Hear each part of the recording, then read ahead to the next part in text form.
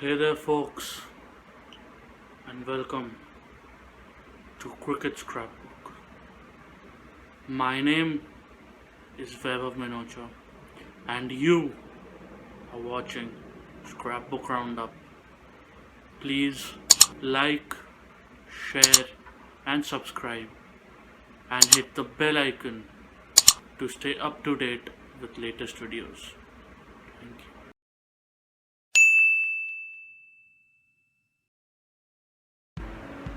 In this episode of Scrapbook Roundup, I shall like to point out 5 key things that you should be looking out for while watching the third test between India and England that is scheduled to take place today at the Motera. Now, we all know that this match is going to be a day-night encounter, which means that it's going to be played with not a red ball, not a white ball, but a pink ball. Alright, let's just get to the 5 things we need to talk about today, shall we? Point number 1 is Ishant Sharma scoring a century. Now, no, I have not gone mad, and no, I am not predicting Ishant Sharma to go out there with a bat and scoring a century. Well, you never know, he might. Sharma ji का बेटा है, Sharma ji के लड़के कुछ भी कर सकते हैं. But Ishant Sharma is becoming the first Indian fast bowler to get 100 test matches. I mean, 100 test matches is a very, very, very big deal for Indian fast bowlers. For primarily 2 reasons. One, because he's a fast bowler. Fast bowlers don't generally play 100 test matches. And 2, because of being an Indian fast bowler. Indian fast bowlers to 100 test matches का सपना भी नहीं देखते. I think not even Kapil Dev has done it. So, as an Indian to play 100 test matches, as an Indian fast bowler, to play 100 test matches is a major, major, major achievement. Okay, now point number 2 is English seamers versus Indian spinners. Now, ideally, you wouldn't even call it a contest because this match is going to be played in India. But this is a major, major contest because this match is supposed to be played with the pink ball. Now, we all know that the pink ball swings and seams a lot. This is because the pink ball has 2 layers of lacquer. Now, the red ball generally has 1 layer of lacquer. With 2 layers of lacquer, the pink ball is more conducive to swing and seam. That's where the English seamers seem to have an upper hand because the English seamers are much more experienced in swinging the ball. Plus, they have James Anderson who has taken 610 test wickets, and they have Stuart Broad who has taken more than 500 test wickets, and they have Jofra Archer who is arguably one of the best upcoming seam bowlers. India also have Jasprit Bumrah and Ishant Sharma, no doubt, but the Indian attack, at least in India, is more dependent on spin. It will be interesting to see whether the groundsmen at Motera have given India a spinning track or a seaming track, because generally for the pink ball to survive for the entire duration of the match for say 90 overs, the pink ball needs some covering of grass on the pitch. When you leave covering of grass on the pitch, the ball becomes more seamer friendly than spinner friendly. So let's see what the groundsmen have done. But traditionally in Motera, the ball is known to spin. So it's kind of 50-50. The ball is supposed to spin in Motera, but it's going to be a pink ball match where there might be a lot of grass on the pitch, which will support the English seamers. So you have to wait and watch what happens. But I tell you, this is one battle that you must watch out for. I'm sorry guys, I don't know what's happened to my throat. This is one encounter you must watch out for, and that is English seamers versus Indian spinners. The third point, I'm telling you, make a note of this, we will witness a Kohli masterclass. This is just a prediction of mine, but we are due for a Kohli masterclass.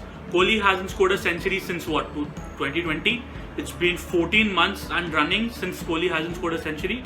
So, Kohli is due for a big one, and I'm telling you, Kohli will give us a masterclass.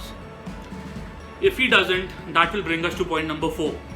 The Indian batting lineup's trauma of 36 all out. The last time India played with a pink ball, India got bundled out for 36 runs only. Now granted, this match was played at Perth in Australia, where the ball bounces and seems a lot more than it would in Motera. But still, the trauma of the same color ball and the trauma of India being all out for 36 must play some role at the back of the minds of the Indian players. I hope it doesn't, and I hope the Indian batsmen prove me wrong. And the Indian batsman can, right? Rohit Sharma has recently just scored 160 plus in the previous innings. Shubman Gill is due for a big one.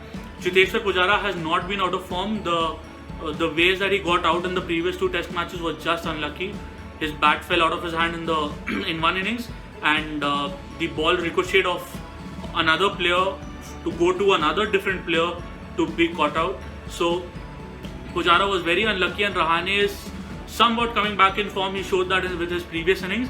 So the Indian batting lineup may well counter the mental block of 36 for 9 from the previous match, but 36 for 9 still, I repeat, still will have an impact on the players' mindset. Let's see what happens, and let's hope for the best as Indian fans. And the fifth and final point is of the World Test Championship Qualification scenarios. Whew. Now this takes us down a rabbit hole, doesn't it? World Test Championship is a major deal, with the finals taking place in England. The English supporters would want the England team to win this match and somewhat guarantee their place in the final.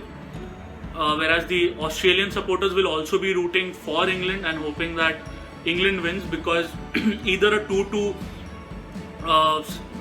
result or a 3-1 result would mean that India does not qualify.